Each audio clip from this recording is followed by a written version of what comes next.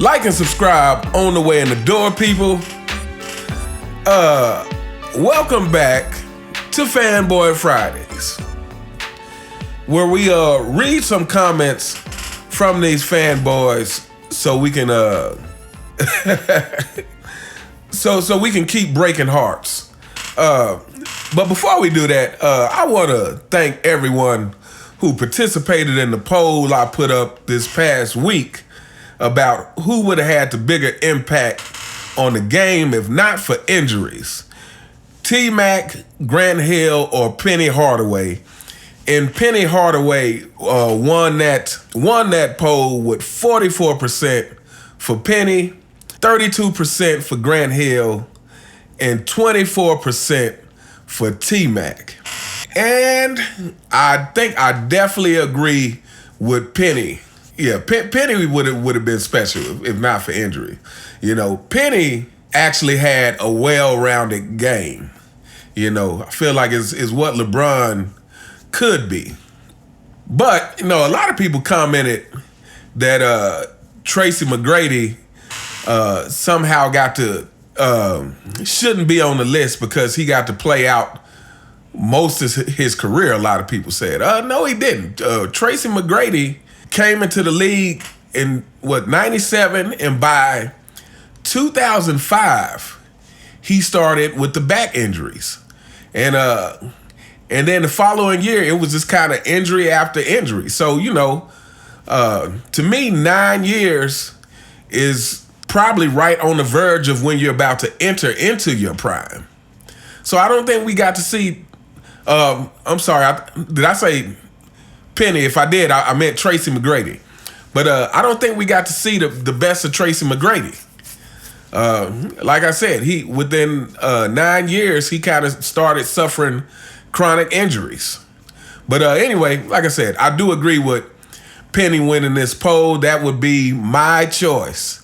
And that's a hard one for me. Between Penny, Grant Hill, and T-Mac, that they would all been, well, they were already special. But like I said, I think they would have been some people who probably would have been arguably in the top 5. Definitely, I think probably all would have made it to the top 10. But anyway, let's get to these fanboys. Fanboy number 1 commented on my Michael Jordan tells why LeBron James gets so much criticism. And this fanboy says, I like to call people like you and other channels that downplay LeBron James trans bronzexuals. Y'all don't like the guy, but y'all love talking about him. Why is that? It's okay if you don't have Bron as the GOAT, but tearing down a player to appease another is crazy. Fanboy, let me say this. This is not about tearing down LeBron James. This is about setting the record straight and destroying myths and trying to hold LeBron James to the standard that has been set by so many great players before him, and that somehow now that LeBron James is in the league, we are trying to rearrange all these standards to make him something that he is not. And again, I've said this, LeBron James brings this on himself as well as you fanboys. So this is not about tearing down LeBron James. This is about setting the record straight. Again, if LeBron James would keep his mouth shut and not be calling himself the GOAT and not having to say things like he's cheated the game and all this kind of stuff, we would have nothing to talk about. If he didn't want to say stuff like, oh, I could guard all 5 positions, when it is clearly not the case. Just because you have done it before doesn't mean that you can do it. When someone says that they can do it, that implies that they are that implies that they are efficient at doing it all the time.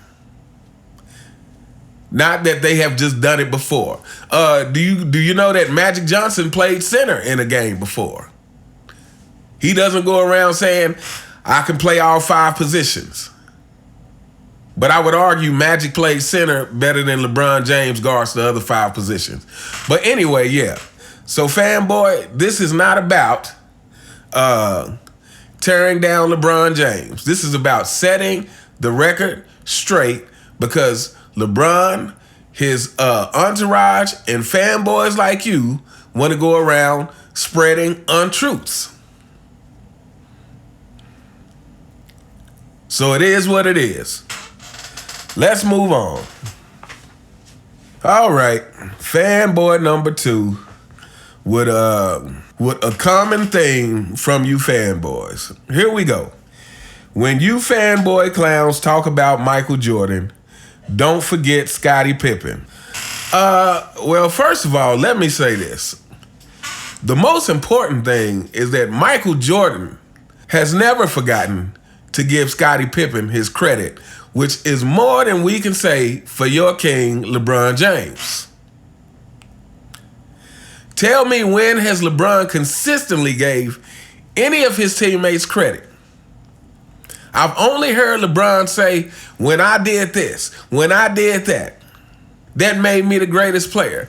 I've never heard him say consistently, I couldn't have won in Miami without D Wade and Chris Bosh.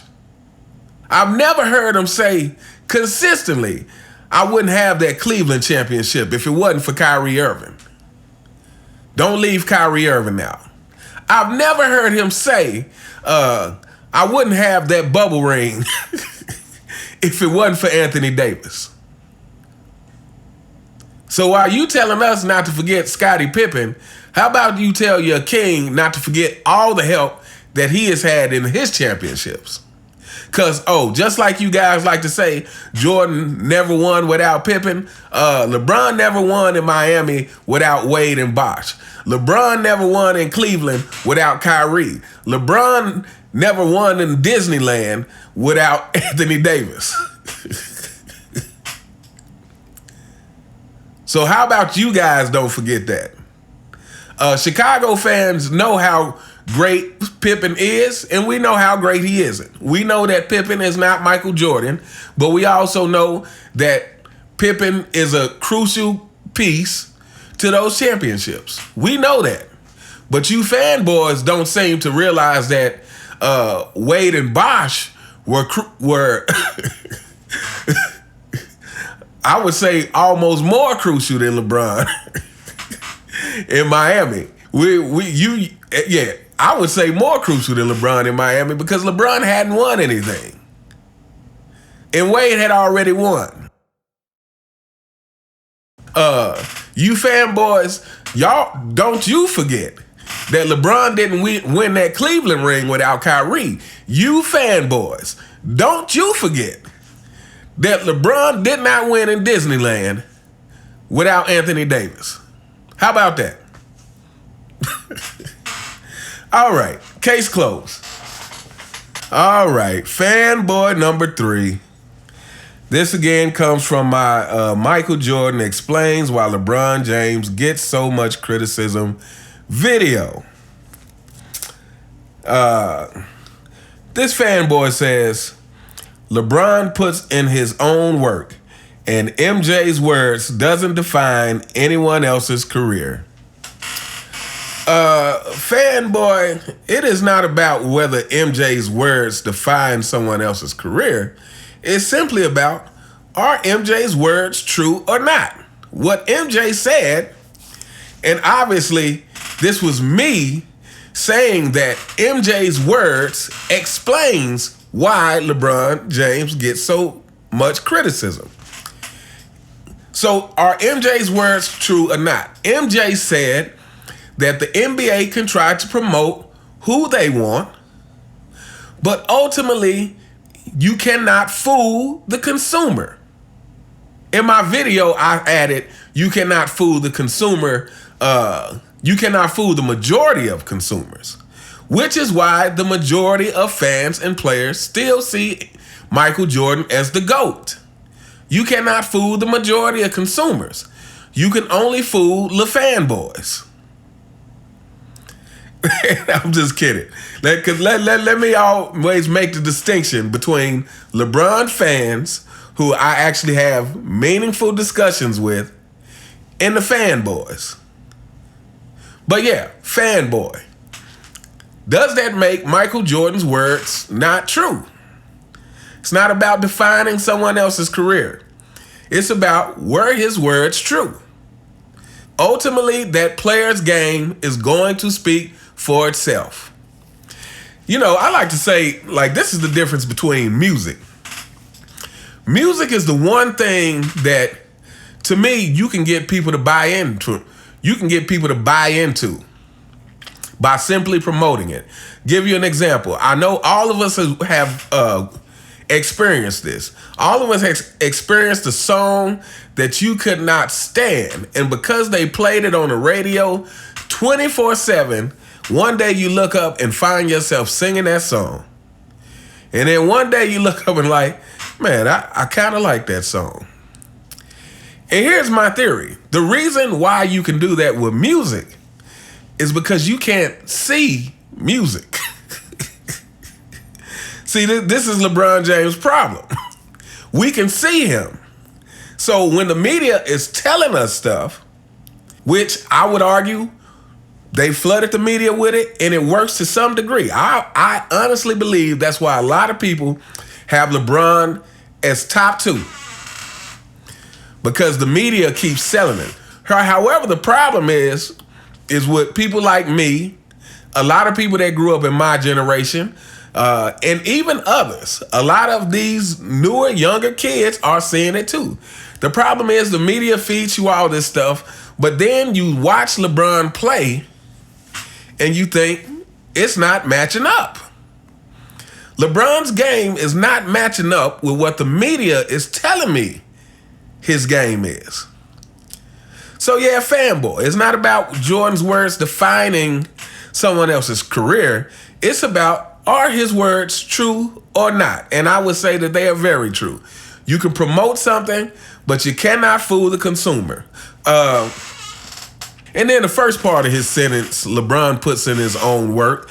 That's arguable. You can say LeBron puts in his own work or lack of work. I would argue LeBron has not put in enough work to be what he is trying to convince everyone that he is. Again, you know, the more I analyze LeBron's game, LeBron operates like a dictator on the court. It's like, I'm in command, you do this for me. Play defense for me. Because I'm not going to do it. Hey, when I pass you this ball, I need you to hit it because I'm a passive-aggressive leader, and if you don't hit it, I'm not going to tell you to work on your game or hold you accountable in any kind of way. I'm just not going to talk to you. LeBron plays basketball like a dictator because he doesn't want to play that hard. Anyway, that's all we got for today. Stay tuned until next Friday for the next episode of the Fanboy Files. Let me know what you guys think in the comments. If you have anything to add to any of these ridiculous comments that I read today, please drop it in the comments. Other than that, you all have a fantastic day, and I will see you next time. All right.